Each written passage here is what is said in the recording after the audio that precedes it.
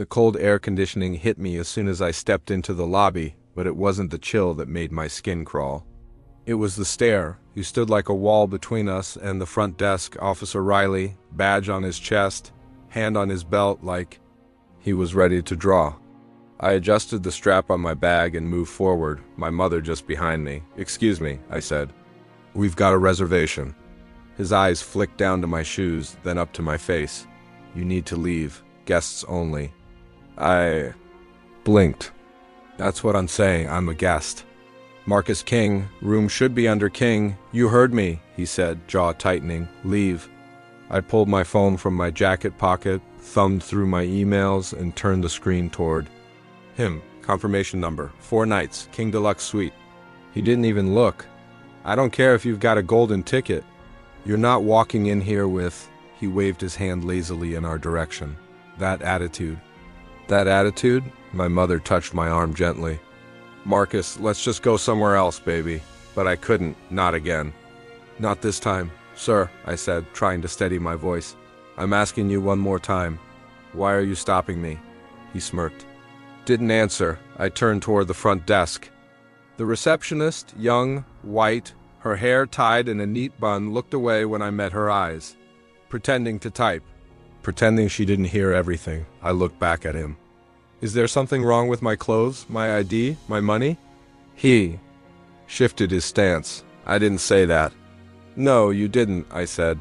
"But you don't have to, do you?" He said nothing. The silence roared in my ears. My hands curled into fists at my sides. My mother's hand was still on my arm, gently tugging, urging me to walk away. I didn't move. "You want to stop us?" I said, stepping closer to him. "Then say it. Say what you really mean." His lips curled upward, mocking, like I was entertaining him.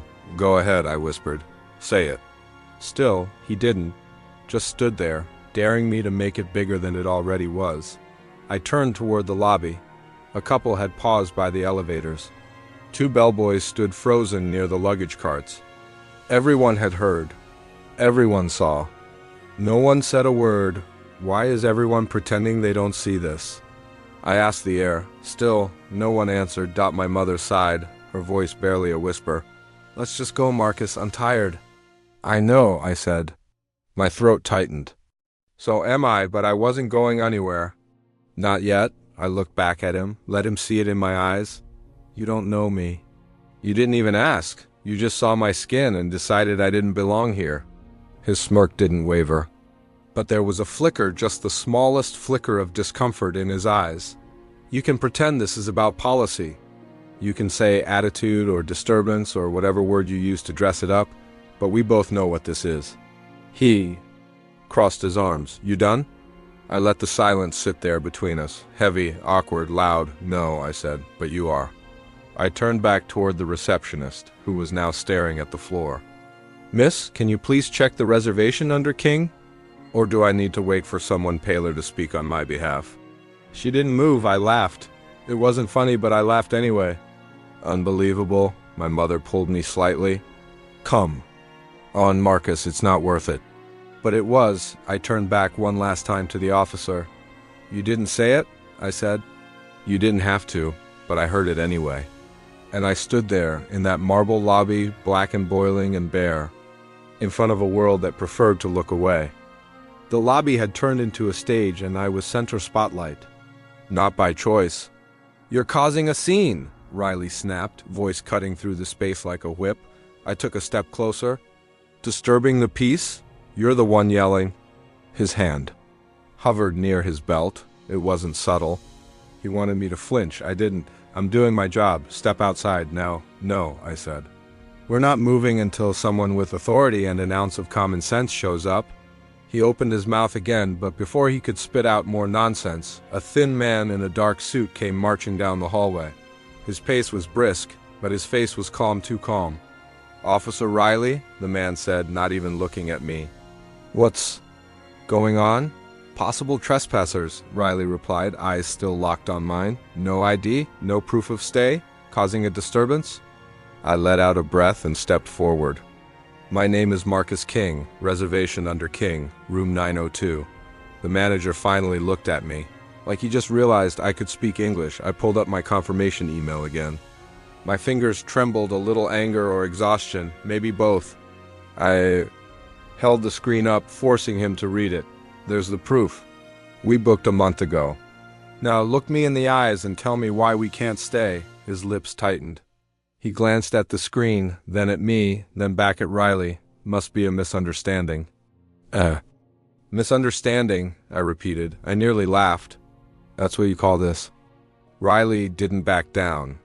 This is private property. We have standards, that word, standards. It hit like a slap. So do I shot back. Human ones. A few guests were watching now, two women standing by a glass elevator, whispering behind manicured hands. One of them, blonde, said it like she didn't mean to say it out loud. They're always looking for trouble. I turned and looked her dead in the face. Trouble found us, I said quietly. As it always does. Her eyes widened. She grabbed her friend's hand like I'd threatened her. Like my words were violence. Mr. Owens cleared his throat. We'll sort this out. Just please keep your voice down, sir. Sir, he called me sir, but still talked like I was the problem. I'll lower my voice when I stop being treated like a criminal for daring to exist in your lobby. My mother hadn't said a word yet. She just stood beside me, hand clutching her purse strap like it was the only thing tethering her to the floor. I could feel her shame, her sadness, but I wasn't going to carry it for her this time. I turned back to Riley. What exactly was your plan? Call the cops? Have me dragged out because I don't look like I belong here? He didn't answer. He didn't have to. You know what hurts the most? I asked. You didn't even ask. You didn't even try to ask? Silence again. Everyone in that room chose silence over truth. I looked at Owens. Are we getting checked in, or are we being escorted out? He looked like he wanted to disappear. Let me go confirm the reservation myself. Sure, I said. You do. That? As he turned away, I felt every pair of eyes still on me, some wide with guilt, some blank with indifference, some quietly entertained, but I stood my ground because this wasn't just about a hotel room anymore. It never was. You people always play the race card. There it was. I felt the words like gravel in my mouth, sharp and small, but enough to bleed. You people, I repeated. That's what you see when you look at me. A card? Riley didn't blink. I see someone making a scene for attention. I took a breath, slow and heavy, to keep from exploding. Because the deck's been stacked since birth, and now I'm supposed to be quiet about it? You're not a victim, he spat. You're just loud. I'm loud because no one hears us when we whisper. Enough, he barked. Either you step outside now, or I call the police and let them deal with this. My jaw tightened. Go ahead. Let's make it official. My mother's hand clutched my wrist. Marcus, no. We don't need this, but we did. God, we did. We always let it go, I whispered to her, not pulling away. Every time. That's why it keeps happening. A bellboy shifted behind a cart, eyes bouncing between us and the floor like he wanted to disappear into the tiles. I turned to the receptionist, still frozen behind her desk. Her fingers hovered over the keyboard like she couldn't decide if typing would make her invisible. Maybe we should call the general manager, she mumbled, voice like paper. Riley turned sharply. You're not needed. She works here, doesn't she? I snapped. Or does her opinion stop mattering when it challenges yours? A couple near the lobby couch stood up, drinks still in hand, watching like they paid for tickets. You're making everyone uncomfortable, Riley said. I turned fully to face the growing audience. If you're uncomfortable, I said, voice rising, imagine living this every day. A woman clutched her purse tighter. A man folded his arms like a shield. You walk into a hotel, I continued, and before you speak, before you even blink, you're a threat. No one interrupted. No one stepped in. But no one walked away either. My name is Marcus King. I paid for a room. But all you see is what you've been taught to fear. My voice cracked, and I felt it tremble in my throat like a warning. Do you know what it's like to be talked over, pushed out, labeled angry for just existing? Still, silence, not support. Not solidarity, just awkward, tight-lipped, quiet, because that's what happens. Not loud hatred, not burning crosses, but smirks. Closed mouths, Quiet hallways when we speak. I looked back at Riley. You think you're untouchable? He sneered, but I saw the twitch in his cheek. You hide behind your badge and your tone and your fake rules, I said. But that doesn't make you. Right, it makes you predictable. My mother's voice came soft again. Please, baby, don't let them turn this into something worse. I looked at her tired eyes, the kind that had seen this dance before, and I felt every word she didn't say, and I hated that she'd accepted it. But I hated more that I understood why. So I stood there, in the middle of that spotless lobby. Hands empty, voice raw, truth out in the open, and nobody moved. Let's step into my office and talk privately, the woman said. Voice smooth and rehearsed like she was reading from a hotel policy manual. Emily, that's what her name tag read. Assistant manager.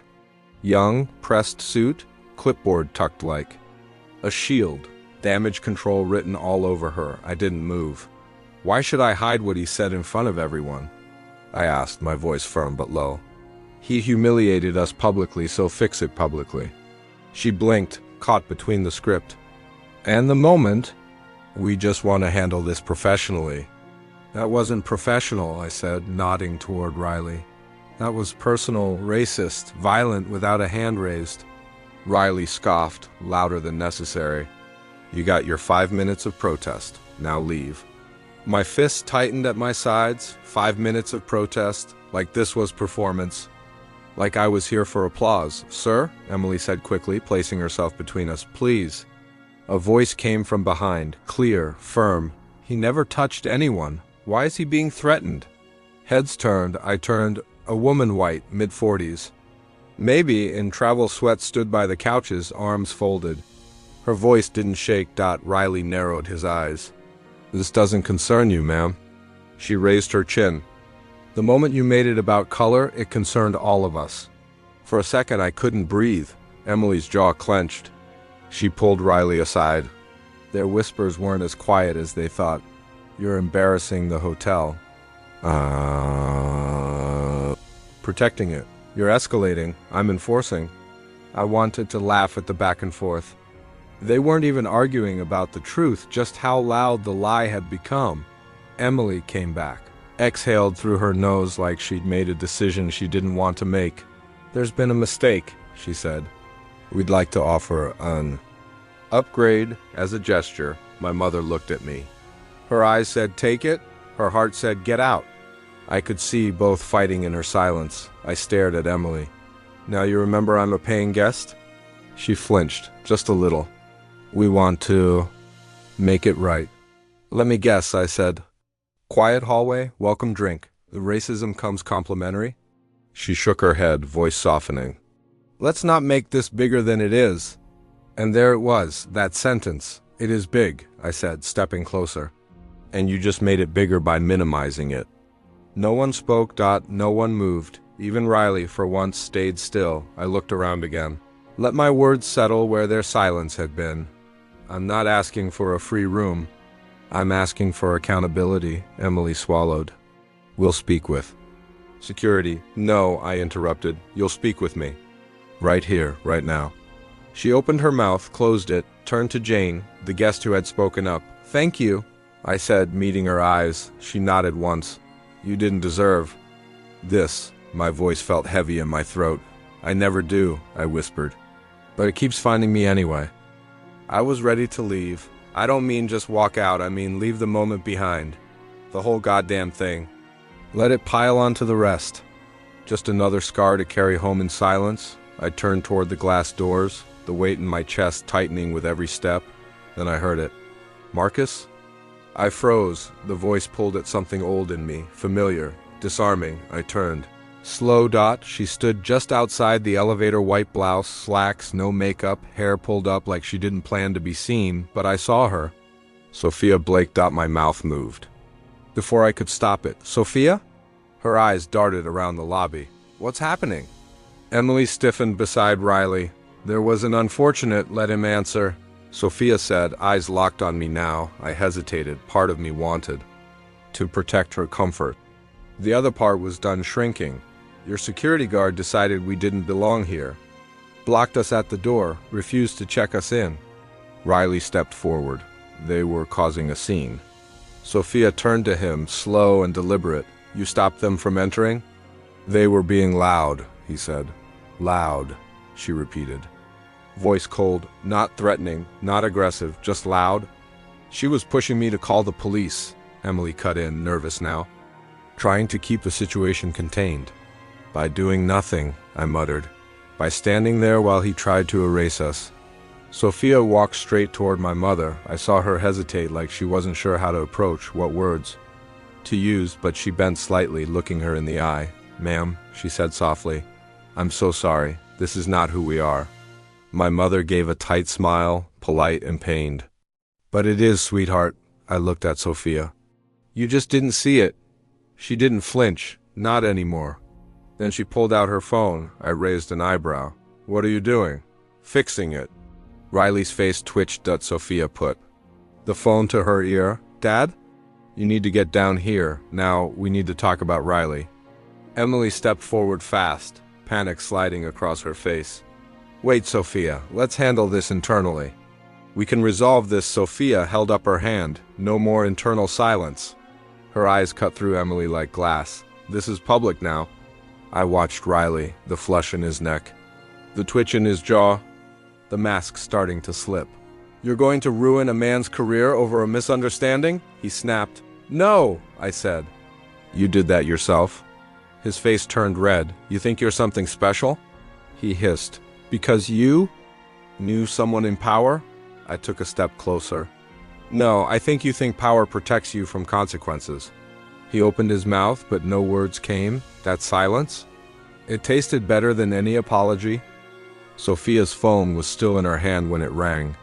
She didn't hesitate, just answered, hit speaker, and turned the screen toward me like she was passing the mic. "Marcus." The voice crackled through, deeper than I remembered from those hotel ads and stock photos on the website. "This is Robert Blake. Sophia told me what happened. I am deeply sorry. This behavior is unacceptable and does not reflect the values of, would you have called if I didn't know your daughter?" Silence. The silence told me more than any rehearsed apology ever could. Sophia shifted beside me. Her eyes didn't leave mine, but her expression changed somewhere between shame and recognition. My mother touched my arm. Her voice came out soft, barely more than a sigh. "We just wanted a quiet weekend."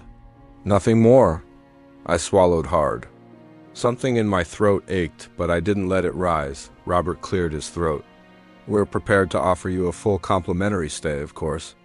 A formal written apology, an internal review, whatever makes this right." Sophia stepped closer, voice low but certain. "I'll make sure a full investigation happens. I'll speak to the board myself." I shook my head. "This isn't about perks or policies or saving face." Sophia's brows knit. "Then what do you need?" I looked down at my hands, at the invisible weight they carried. "I need the truth," said out loud. "In a room where everyone hears it." Nobody moved. Not Emily. Not the guests. Not Riley. I looked right at him. "All my life, I've waited for people like you to say sorry." But silence was always louder. His lips parted. "I didn't mean it like that." I stepped toward him. "You did. You just never thought anyone would hold you accountable." "I was doing my job," he muttered, not even believing it himself. "Your job is to protect people, not profile them." He didn't respond, didn't defend, didn't look at me, because deep down he knew. They always know, they just don't expect the day to come when someone finally says, "Enough." I turned back to the phone. "Mr. Blake, I don't need a suite, I don't need champagne. I need your people to stop making excuses for this. That's the only way it ends." More silence, then a quiet. "Understood." I let the words settle in the air for a second. I didn't trust it yet. I looked over at my mother. Her hand was still on me, steady but tired. "Always tired." Sophia nodded once, slow. "Thank you for speaking," she said. "Even when we didn't deserve it." I didn't answer. Some things weren't meant to be responded to. They were meant to be remembered. "You're ruining a man's life over a misunderstanding." Riley's voice bounced off the marble like a threat, but it hit me like a confession. I turned to him slowly. You ruined it the second you judged me without a word. His face twitched, like he couldn't decide whether to shout or sneer. You don't get it, he barked. You walk in here, play the race card, stir everyone up now, suddenly I'm the villain? Emily stepped between us, her palms raised like a crossing guard. Let's all take a breath. You've humiliated us all, Riley snapped. No, I said, shaking my head. You humiliated us, publicly, with your assumptions, with your silence when it mattered. Now you want privacy for your consequences? Sophia stepped forward. Her voice was calm, but there was steel underneath it. What's humiliating is that it took me this long to see it. Riley laughed short and bitter. Of course. People like you always take the bait. Bleeding hearts. You fall for it every time. Fall for what? She asked. He jabbed a finger toward me. Then, these people, always playing the victim, always twisting things. And you, he pointed at her, you eat it up because it makes you feel righteous. My mouth went dry. But my voice didn't waver. No, I said. I lived the victim. You just wrote the script. The whole lobby froze, even the ceiling. Lights seemed to dim. Riley's hands curled at his sides. He looked around like he expected anyone to back him up, but there was no nod of agreement. No shoulder clap of support, just whispers and a phone. Recording Emily's voice came shakier now. Riley, I think it's best if you wait in the back. I'm not going anywhere. He barked. Sophia moved forward, quiet but firm. You're done here. He stared at her like she'd slapped him. You're gonna regret this. She met his stare. If regret is what it takes to stop this from happening again, I'll welcome it. 2 security guards stepped in from the side hallway. Not a word passed between them. They didn't grab him, didn't touch him, just stood beside him, waiting. He saw it, and something in him cracked. He looked smaller then. Still loud, still angry, but shrinking. Not because we took anything from him, but because he finally saw it wasn't his to control. You'll regret this. He muttered again, but quieter this time. Then he turned and walked out. The doors shut behind him with a click that echoed. Like closure, I let out a breath I didn't know I'd been holding. Sophia turned to me. I can't undo what happened, I nodded. But you didn't let it slide. She looked around at the guests, at the staff, at the phones still held up. Like shields or weapons, people saw. Good, I said. Let them remember it. Because power had shifted, and this time it stayed. The morning air in the lobby felt different. Not cleaner, just quieter. Like shame had sucked the oxygen out of the building overnight. My mother and I didn't say much as we rolled our suitcase toward the front desk. Her steps were slow, but steady. She held her purse the same way she had when we walked in yesterday, tight to her chest, like armor. The receptionist, a different one this time, didn't meet my eyes. Just printed our receipt in silence and slid it across the counter. Like I might bite. I was signing it when I heard heels clicking against the marble. Marcus! I didn't turn right away. Just signed my name with a little too much pressure, the pen leaving an imprint that scratched through the paper. Then I turned. Sophia stood there, holding a folded sheet of paper in both hands. Her voice was softer. Then I remembered it. Please don't let this be your last memory of us. I looked at her. Really looked. She meant it, but that didn't make it easier to hear. It won't be, I said. But it'll be yours. She blinked, like the words caught her off guard. Like she hadn't prepared for that answer. She held the paper out. It's not an apology, she said. It's a thank you. For opening my eyes. I didn't take it at first because a part of me didn't want to carry one more piece of this place, but another part of me, tired, scraped raw, but still standing, reached out. The paper felt warm in my hand. Like it had been held too long. I'm trying to do better, she added. I nodded. Try harder. She didn't flinch. I will. My mother finally spoke, her voice quiet but steady. You've got a lot of fixing to do. Sophia nodded. I know. We turned to leave. Outside, the sun hit different. Not hopeful, not new, just real. I helped Mom into the back seat of the rideshare. She settled in, her hands folded in her lap. Quiet. As we pulled away, I looked at her. Did we do the right thing, Mom? She didn't look at me when she answered. Just stared out the window. You did what they never expect, she said. You stood. My chest tightened. I leaned back, letting her words wrap around me. The hotel disappeared behind us. I didn't feel triumphant, just awake. All I wanted, I whispered, was a room. Then I closed my eyes for a second, and maybe respect.